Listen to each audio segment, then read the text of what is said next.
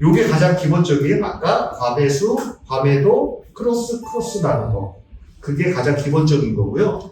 응용법이 있어요. 그래서 요거 말씀드리면 힌지라는 게 있는데 힌지는 이런 게 있다라고만 생각하시면 될 것 같아요. 이거는 약간 단기 매매하시는 분들이 신호가 나오기 전에 먼저 매매하는 거예요.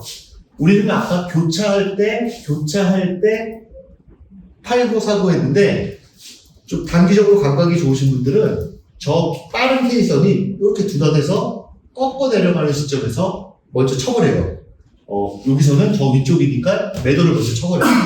그리고 이렇게 둔화돼서 이렇게 다시 꺾어지려고 할 때 이럴 때 또 매수를 쳐버려요.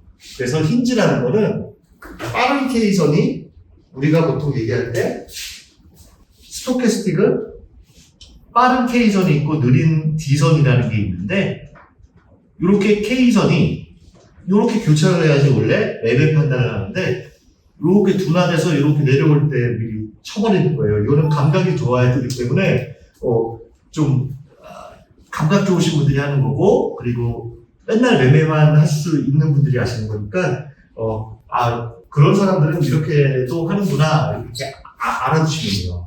그래서 이 힌지라는 거는 상승 혹은 하락 추세 움직이다 빠른 K선, 검정선이 갑자기 움직임이 쭉 올라가다 이렇게 둔화될 때를 포착해서 특히 과매수, 과매도 구간에서 신뢰도가 높은데 그때 미리 한 박자 빠르게 톡 매매를 해버리는 거다 이렇게 보시면 될 것 같고요. 그 다음에 이거 소련 발산 리테스팅이라고 하는데 이거 좀 웃겨요. 만약에 왔어요. 과하게 팔렸는데 크로스가 나와서 이게 20을 보통 이 크로스 나올 때 잘 안 사요. 그 이유는 뒤에서 말씀드릴 텐데 크로스 될 때보다 저 20을 벗어날 때 좀 많이 사요. 과매도권에서 이렇게 벗어났을 때.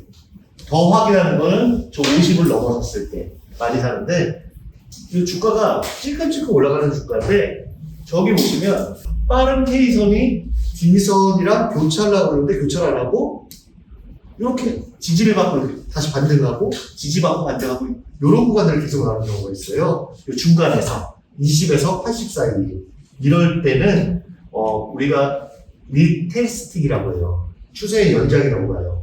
그래서 빠른 K선이 상승세가 둔화되면서 D선을 하향 돌파할 때 매도심을 보이려 하지만 결국 D선을 깨지 않고 지지받고 다시 올라가고 이런 형태가 나오는 경우가 있어요. 이와 같은 형태는 주가가 이렇게 급등으로 올라가지도 않고 이렇게 파동도 그리지 않고 요것처럼 올라가요.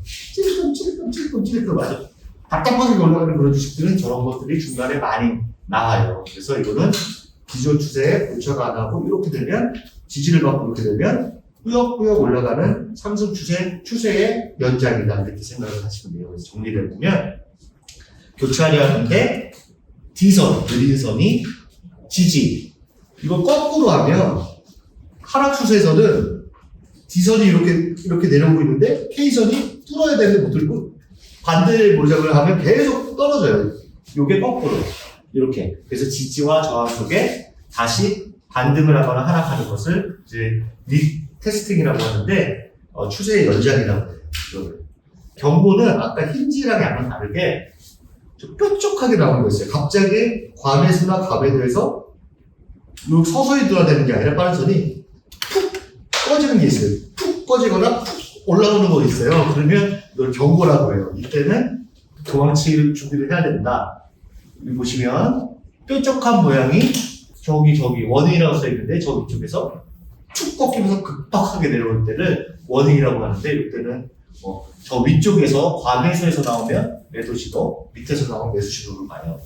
그래서 이 경고, 워닝은 진행하던 K선이 과매수, 과매도 구간에서 방향을 급격히 툭 치고, 선처럼 툭 치고 뾰족하게 움직일 때는 추세 전환, 특히 과매수, 과매도 구간에서 추세 전환 경고 신호다. 이렇게 하시면 될 것 같아요.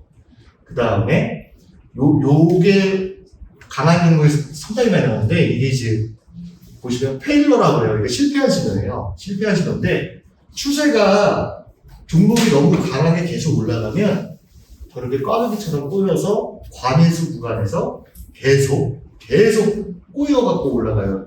이런 주식은 진짜 강한 주식이라서 쉽게 내려오지는 않아요. 그래서 아까 말씀드린 게 80 이상에서 과매수 구간이 나왔을 때 매도를 고려하라는 이유가 이렇게 강한 종목은 꼬여요. 위에서가 계속 움직여서. 그러니까 아까 막 배 터지게 먹어서 식혀야 된다고 그러는데 위가 큰 사람이에요. 그러니까 위가 큰 종목이에요. 배가 안 고파요. 계속 가요. 그래서 저걸 페일러라고 해요.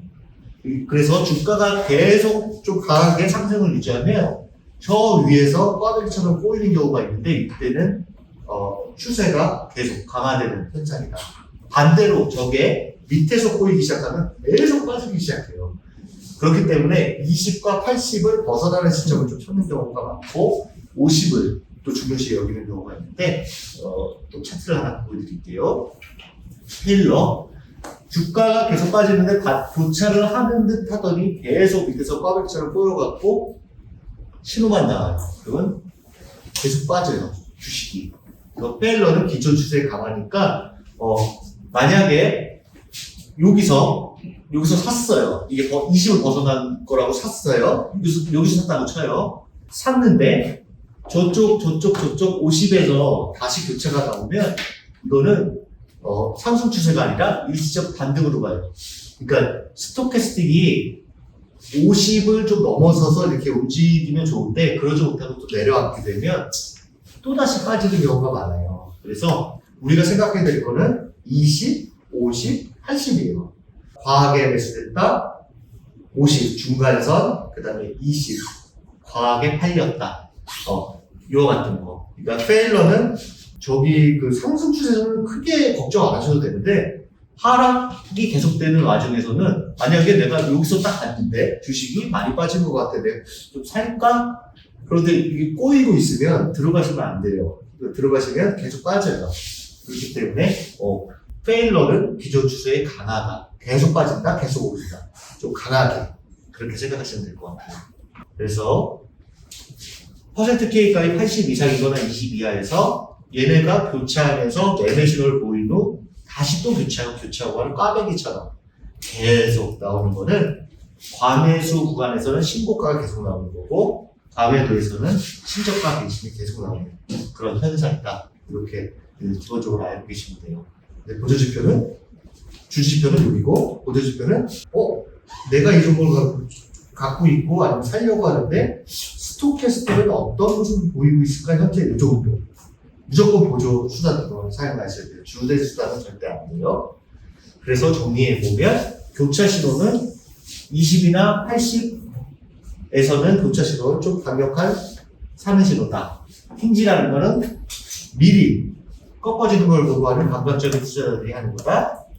리테스팅은 교차할 듯 하면서 다시 치고 올라가는 거는 연장, 그리고 페일러는 과매수나 과매도에서 과매도처럼 꼬이면 기존 추세가 되게 과가되는 양상을 보인다. 이렇게 생각하시면 돼요. 그러면 스토캐스틱은 한 이 정도만 아시면 충분하실 것 같아요.